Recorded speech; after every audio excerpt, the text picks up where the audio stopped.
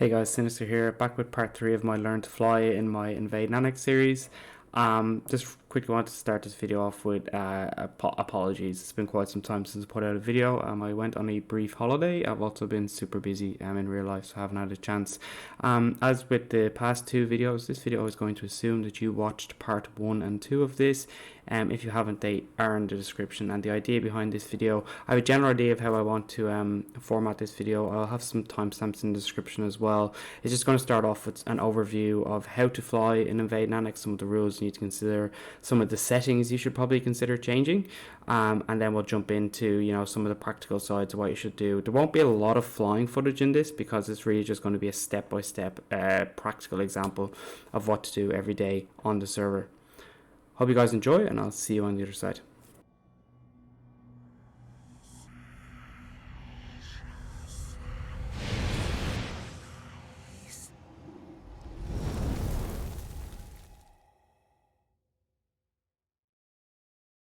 Alright, so when you log into the game and you want to select the transport pilot, you'll notice that there are actually 6 transport slots on the server. There are 4 regular slots and there are 2 whitelisted slots. So you'll see I have the option to be a whitelisted pilot.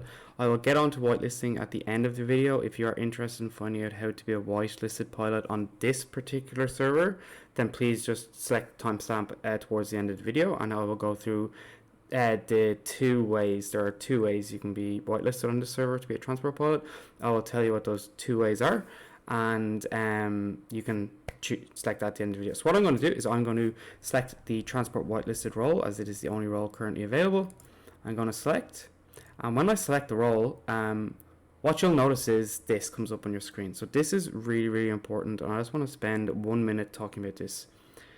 These are the aviation rules for this particular Invade Annex server, and you can pretty much assume these are going to be the rules for the any Invade Annex server that you play on, either public or private.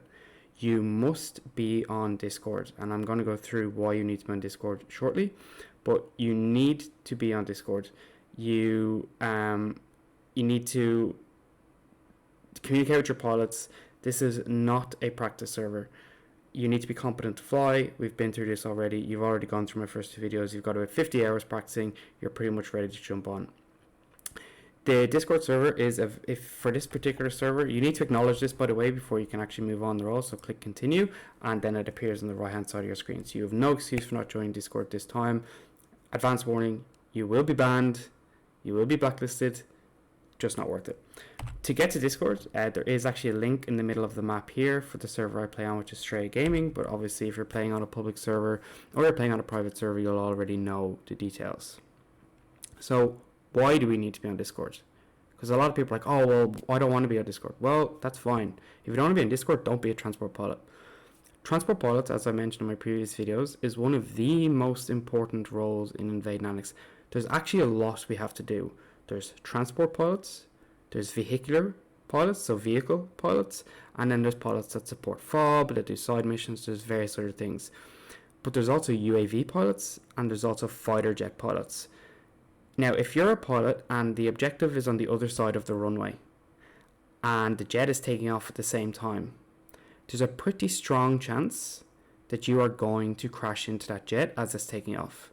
And that is the last thing we need. We don't need 8 people dying at base, and we certainly don't need our jet pilot getting taken out on the runway.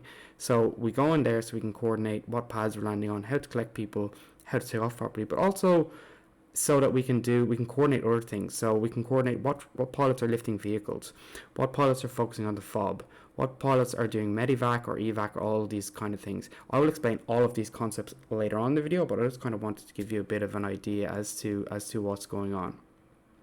So I'm actually going to get out of this role now, and I'm just going to show you some tips for the next part of the video before you actually go into the role.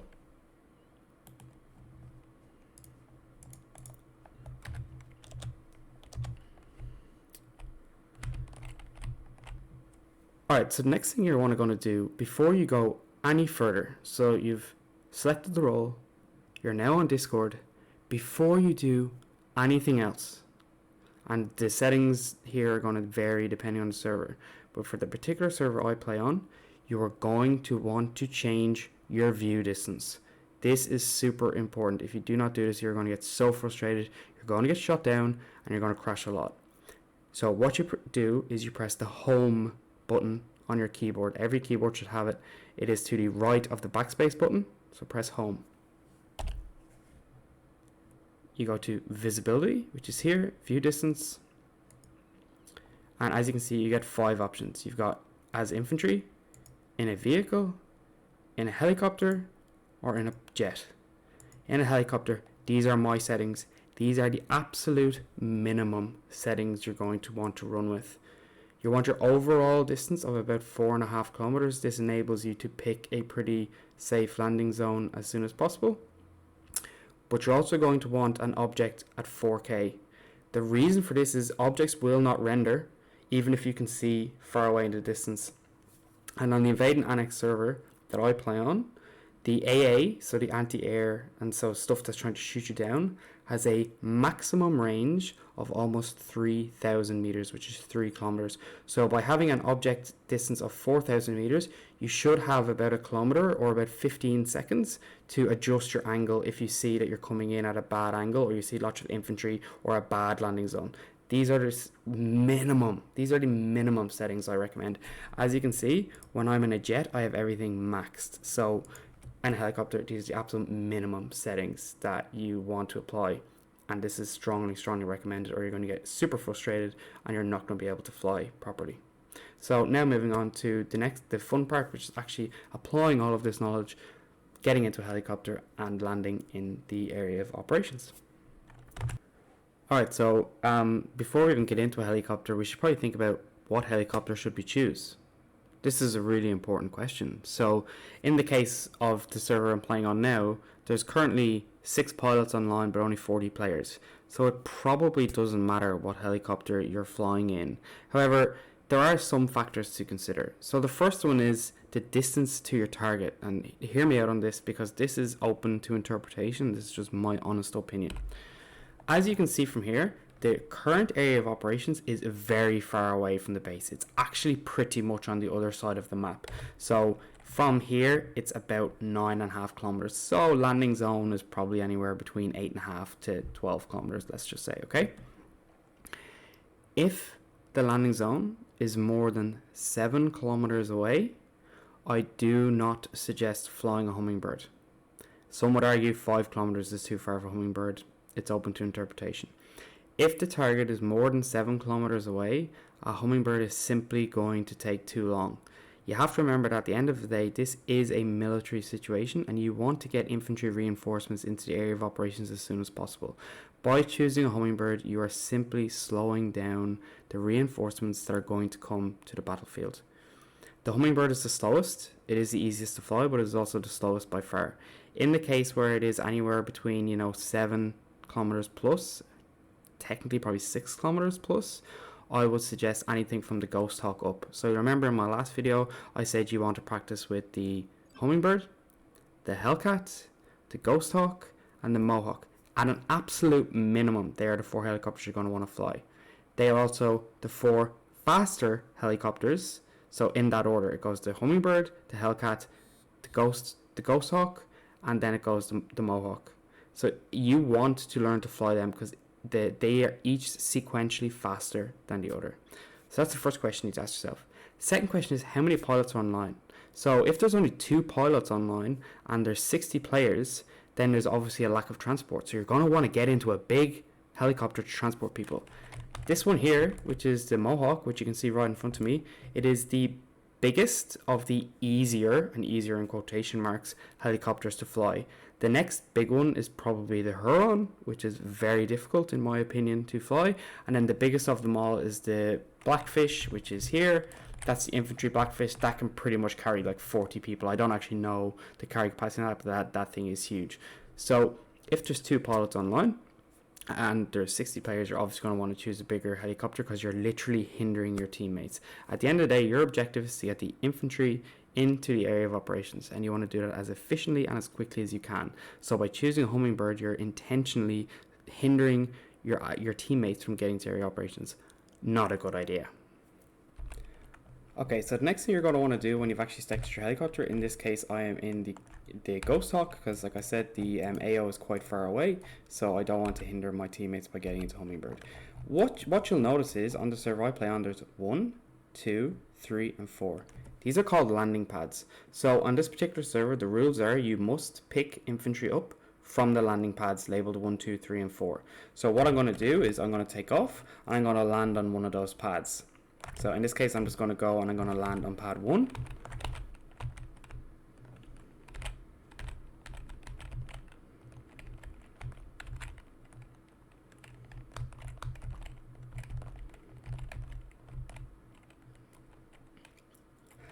So in this case, I'm actually just going to hover over the pad because I don't want anyone to get in, because I'm not actually going to be a transport pilot for this session. So basically, I'm hovering over pad 1 now. So what I would do is I'd land on pad 1 and then I'd wait for people to get on board. But while I'm waiting for people to get on board my helicopter, what I would do is I would check out the area of operations, okay? So I can see, based on the topography, that there's a pretty good landing zone to the north. So landing zone Apple that's been marked. And there's potentially some good landing zones here to the south and west. East is pretty much dead zone because it's completely flat. You're going to get shot down if you go down there. So I can see a couple of other things. I can see there's a big building here because you can see it's grey. Just some buildings here, but nothing really helpful. So what you can, if you're struggling to see here, you can actually just click this option here. This will toggle the map textures, and what it will do is it will actually show you the topography a lot easier, and you can make a good route into the area of operations. So in this case, I would probably actually choose this area here as a good landing zone, because you're getting protection from whatever these buildings are. And if you come in over the mountain this side, or even take the valley here, you're going to actually be quite hard to see because there's another building here. So what you want to do is, while you're waiting, plan your route. Don't just sit on the pad and wait for people get up in the air and be like, oh shit, where am I actually landing? Plan your route and then put a mark by using left shift and left click. You can put a mark on the map personal to you, and what you'll see is I now have a mark 9.3 kilometers away on the map. Okay, so now that you're up in the air, what now? Like, what should you be looking out for? Okay, so the most important thing that you want to be looking out for is the side mission. So in this case, it's nowhere near the objective, so it's absolutely fine. But let's say the side mission was here, somewhere around Laka or the military hill. You do not want to fly anywhere near that side mission for 2 reasons, and 2 reasons primarily. 1, it's pretty much guaranteed to have an AA that is going to shoot you down. Pretty much guaranteed. Trust me on that one. But 2, if you actually fly within the vicinities of these side missions, so as you can see, Nikos is on his way. If you fly in the vicinity of these, you'll actually trigger the event. And that's not good if you're not intending to actually do the side mission, because what you're doing is you're interrupting or interfering with the progress of other players who are trying to complete that side mission for rewards. So there, it's really important that you kind of adhere to that, and you understand that. Excuse me. It's really important that you adhere to that and you understand that, because you don't want to interrupt other players. So there's really valuable and strong rewards that can be received from completing side missions, and you want to ensure that we as a team get them. And if you see anyone near it, so if you see a side mission and it's on the way to the objective, you need to go around it. Do not go around it. You must go around it. This is very, very, very important. Alright, so to round out this section, I just want to kind of give a couple of simple tips that will just benefit you in the long run playing on any server as a transport pilot. The first one is, listen to the other pilots on the Discord chat. They are trying to not only get infantry to the area of operations or whatever, but they're just trying to be helpful and they're just trying to do their job. People may be requesting evacuations, people may be requesting vehicle lifts, and you may not hear it, you may not see it. And so a pilot might turn around and say, hey, Sinister, can you lift this guy, or can you move this vehicle to X location? And I mightn't have seen that in chat, and so that's super helpful. So just listen to your pilots. It is a requirement to obviously not have Discord muted as a transport pilot, so just listen to your pilots. We're not talking shit, we're actually here to help, we're actually here to transport people. So yeah, so just listen to them, they're very helpful. And if you can, try and read chat. People will sometimes say, hey, X person help me or get me off, or like extract a high value target, or extract a medivac, or whatever it might be. And so by coordinating with your pilots in Discord, you're able to navigate, okay, who stays at the base and does transport, who goes to the old area of operations and does transport, who's going to bring crates to a defend. We'll discuss this a bit later. And all these different things. So it's just really important. Just communicate, listen to your pilots. And sometimes as well, at the same time, your CAS pilot, so your fighter jet pilot, may request air defense. And so if the UAV is unavailable or someone else is unavailable, it's up to the pilots that are at the pads to get out of their helicopter and turn on the base defense, because losing a CAS is such a high value asset, and losing a CAS when they've asked for base defense and you're just too lazy to get out of your helicopter is really unacceptable, to be honest, and you really just need to be better than that. So just listen to your pilots, talk to each other, communicate, get it done. And lastly, don't panic. It's a game at the end of the day. We all make mistakes. These things happen. Assuming you've watched my first 2 videos, I have the full confidence in you to get out there and transport people to the area of operations. Take it slow. You do not have to be the best pilot on the server at all times, or at any time. Just get people to the area of operations safely. If you have to land a couple of 100 meters back from your target, that's okay. Just get them there. Don't get shot down. Imagine driving, or imagine flying in your helicopter for like 6 or 7 minutes to get to the area of operations, and then you get shot down when you get there. That's not only frustrating for you, but it's frustrating for all your passengers as well. And to be honest, it's frustrating for the other pilots, because they probably would have made a smart decision. They would have got there. So just don't panic. Relax. Get there safely. Enjoy the game. Enjoy the scenery. And get your guys on the ground safely. No one is going to scream or shout at you because you landed them safely to engage targets. Don't think that way. So I want to spend the next portion of the video talking about defends. Defends are a very, very big part of Invade Annex. I'm sure if you've watched this video or you've played Invade Annex before, you know what a defend is. But essentially a defend, ironically we have one at this time, is where the enemy forces are all amalgamating from all angles to take back their main HQ. And so a pilot's role is actually critical during a defend, and a lot of people don't understand this. So there's a lot of things that can happen during a defend. So one, and we discussed this already, you can transport vehicles to reinforce the point. 2, you can transport people to reinforce the point, particularly medics. 3, you can transport medical crates. This is a big brain tactic, so I'm not going to go into it here, but I might do an addendum video some point down the line talking about this. But you can bring medical pods to revive medics. It is a big brain move, and it is used frequently in the defend. And 4th, you can bring crates, and you can reinforce the area with medical kits, rockets, weapons, ammunition, you name it. So what I'm going to do is I'm just going to cut the video here, and I'm going to show you what I mean by crates and how you can actually edit the crates and some of the loadouts that I use when being a transport pilot and during a defend. Alright, so through the magical powers of video editing, I am now over at what we call the crate area as a transport pilot. So these are the crates. I'm going to talk about these bigger ones a bit later in the video when I talk about the FOB, or the forward operating base. But these 2 crates are the 2 main player crates. And what you can do is, if you go to these, you can actually interact with them and access their inventory, and you can pull stuff out of this. So as you can see, you can imagine the value this is to the infantry who are currently defending. So now the defend in this case has just ended, but assuming this area was the defend and there was lots of people here, you can see why giving them a crate, and the easiest and fastest way to get a crate to them is to transport it as a transport pilot, would be to give them to get a crate, and then they'd be reinforced. They could have different weapons, they could have different ammo types, they could have different rockets. And so sometimes you'll get asked to drop specific ammo types, specific weapons, etc. And in order to do that, it's actually very simple. Now, I have pre-made loadouts for defend, which has pretty much every piece of ammunition and most of the most commonly used weapons in it. But if someone asks you and they say, oh, they want lots of medical kits and rockets, all you do is go edit infantry, you wait for it to load, which takes a couple of minutes, and then you can put in whenever you want. So let's say you want to put in a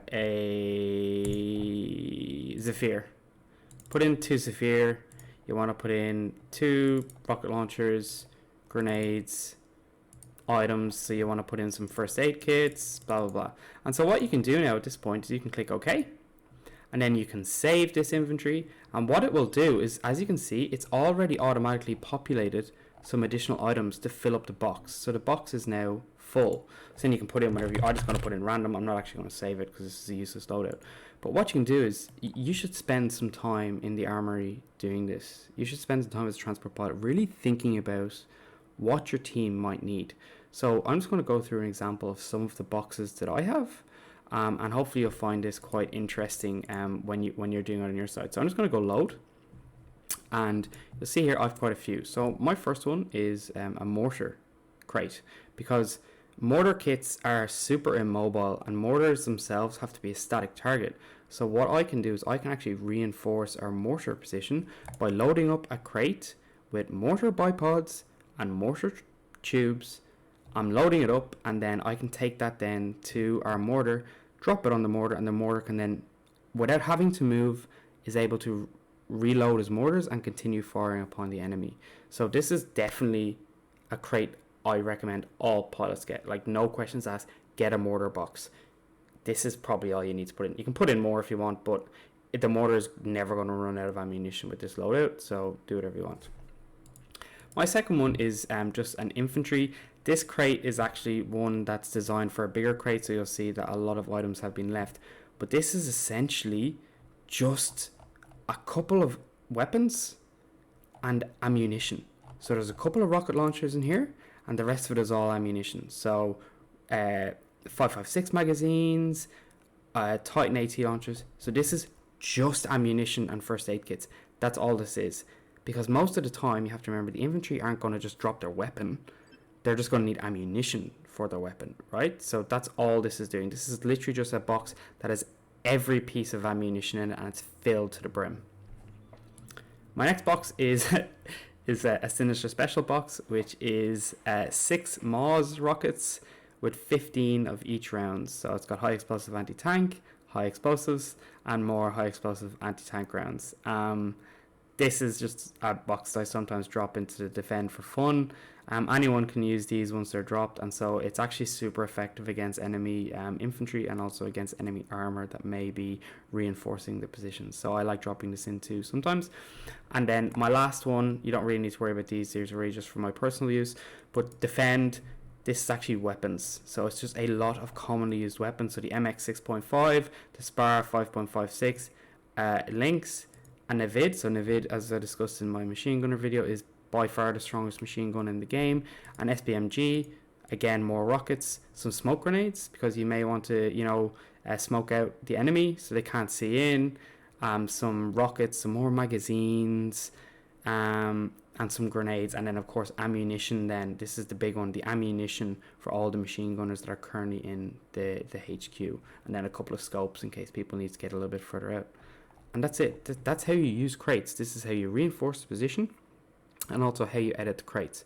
So then the last point I want to make really quickly on a defend is whether or not you choose to land. Okay, if you're choosing to land at a defend, which is completely up to you, and I really only suggest it if you're a competent pilot, I strongly suggest you do it in a Hummingbird.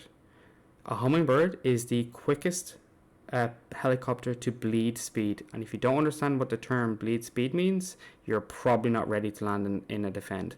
So what you'll experience as a transport pilot is the first time you get to a defend, you're not only getting locked on by enemy AA and enemy jets, but you also have people on the ground, so enemy infantry on the ground that have anti-air rockets. That sucks, and you are going to get shot down. So if you have like a full helicopter of infantry flying into the HQ and you get shot down, it's going to suck. So I would honestly suggest use a Hummingbird. It is the most versatile. Yeah, you're going to get shot a lot, but 9 times out of 10 I can successfully manage to pull off a landing in the HQ with a hummingbird. So that is the one plane I would suggest. There are other planes. The Blackfish, if you can fly it, is a very powerful and durable helicopter, I guess you can call it, and that can be used instead if you're confident in flying that thing. But yeah, that's a whole other video learning to fly that thing, so I'm not even going to get there on this. Alright, so the penultimate part of this video is going to be discussing the FOB, or the Forward Operating Base. This is a very valuable resource that many pilots take for granted, and I've had a quick look at the map, and we've actually got a very good example of why the FOB is important. So let's just go through it. So the FOB will spawn randomly on the map based on where the current area of operations are. And so in this case, you can see the old area of operations was up here, and the new one is down here. So the FOB is actually pretty much smack bang in the middle. So why do you want to set up the FOB, as we say as pilots? Well, simple. The FOB not only acts as a forward spawn point for infantry, where they can get vehicles and other things, but other vehicles, so existing vehicles, so tanks, hunters, grenade, hunter GMGs, bobcats, all those other things, they can not only rearm, but they can refuel and repair at FOBs.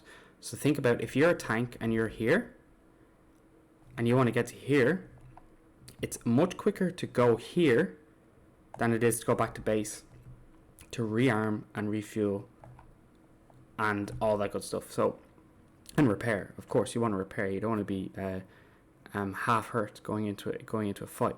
So reinforcing the FOB or setting up the FOB when it changes should actually be a priority for pilots. It also awards transport points, which we'll talk about a little bit later in terms of points and whitelisting, but it's really important. So the next part is, well, Sinister, you're saying that's great. What do I do? I'm going to explain it to you very briefly because it's really out of scope of this video, and I will probably do a separate FOB video just to kind of go through everything. But at a very high level, as the game tells you, you can click the FOB, which is this blue button here, to get the status. So I'm just going to do that. And then when I click it, I get this screen here on the right, okay? So there's radar services, respawn tickets, 0. So that means that while people are able to respawn there's actually no tickets allowing them to respawn. So if someone wants to respawn there, they actually can't. Vehicle services, respawn. So vehicles can respawn here. Vehicle services, repair, ammo, fuel. So you see where this is going? It's really important to have this up and running at all times. So this is actually very inconvenient for anyone who came from the old AO. They were unable to rearm here. So they had to respawn their vehicle, go back to base and get another one. That is so painful and it's such a huge waste of time. And as you can see, there's no vehicles at this new objective now. They've all had to come from the base. So now all of these infantry are here and they're just getting neutralized by enemy armor. That is not good. So how do you do it? Okay, so let's just click on the FOB again. We'll go through each of these fields one by one. When you activate the FOB, which I will show you separately in a different video, you turn on the radar services automatically.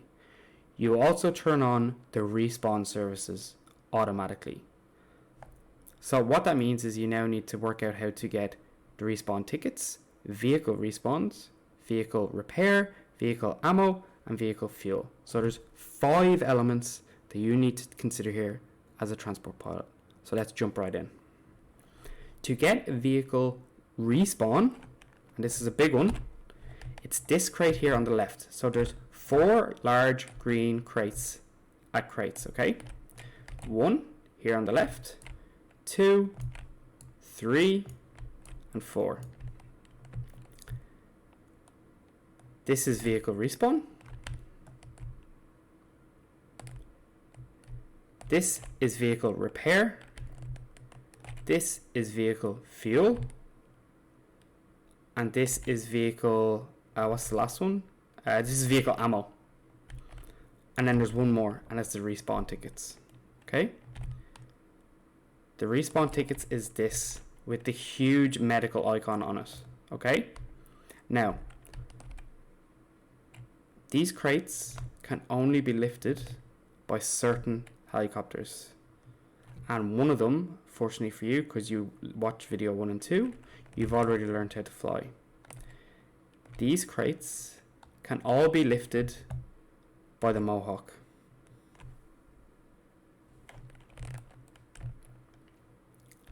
So can this.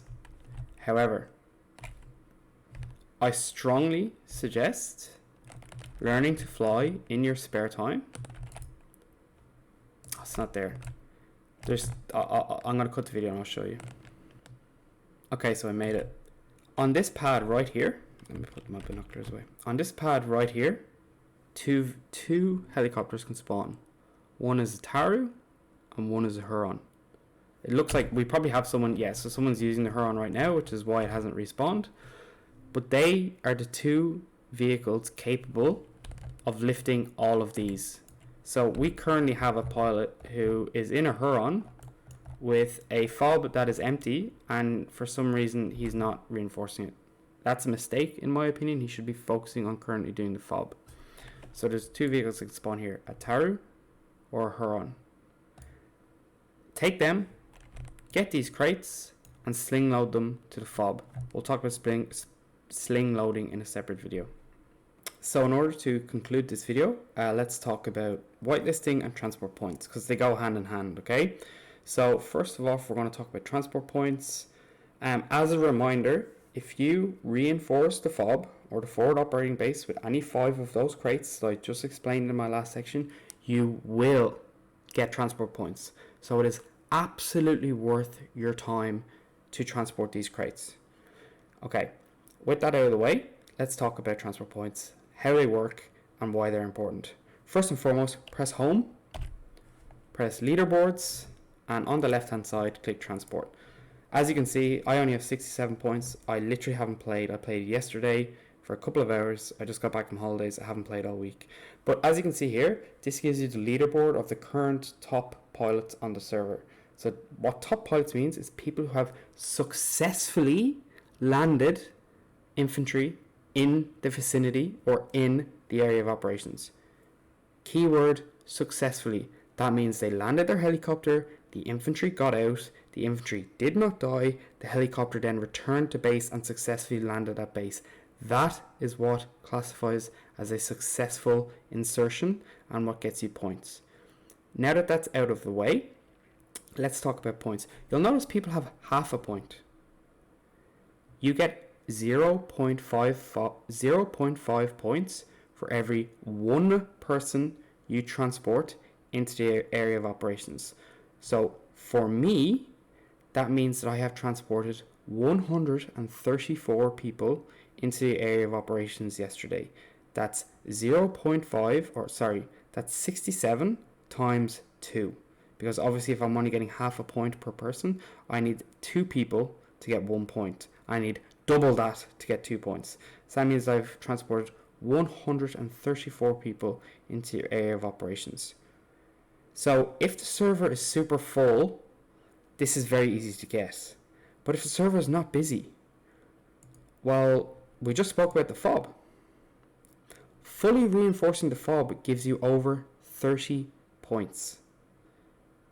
Think about that for a second. 30 points, you can, I estimate, I've done the fob, I do the fob frequently myself. You can probably reinforce the fob in about 10 to 15 minutes, depending on where it is on the map. And you can get half the points that I got by spending hours playing the game. It's absolutely worthwhile doing the fob, and it's absolutely worthwhile spending your time getting transport points. Now, why are transport points important? So, 1 is whitelisting, which we'll get into in a second, but 2 is because if the higher your transport points, the better the jet you will get if you choose a CAS pilot. That is out of the scope of this video, but I do want to mention it here as well. Now, why are transport points important for whitelisting? Okay, there's 2 ways to get whitelisting on the Stray Gaming Invade Annex server. 1 is by donating, and as I mentioned at my very first video, donating only gives you a whitelisted option, which means that you have access to whitelisted slots, but everyone else has access to the exact same roles. It is not a pay-to-win measure. It simply gives you access to more slots. So as we started this video, it gives you 2 additional transport pilot slots. That is all. So that will get you whitelisted. However, if you don't want to pay, you don't have the money, it's just not your thing, this is a casual game for you, fine. The top 3 pilots every week, so in this case, Lieutenant Boy, Zexy, and Insidious, they also get whitelisted automatically at the start of the following week. So if you're in the top 3 at midnight on Sunday, that's midnight Australian time, so that's Sydney time, on a Sunday, you will be whitelisted for the entire following week.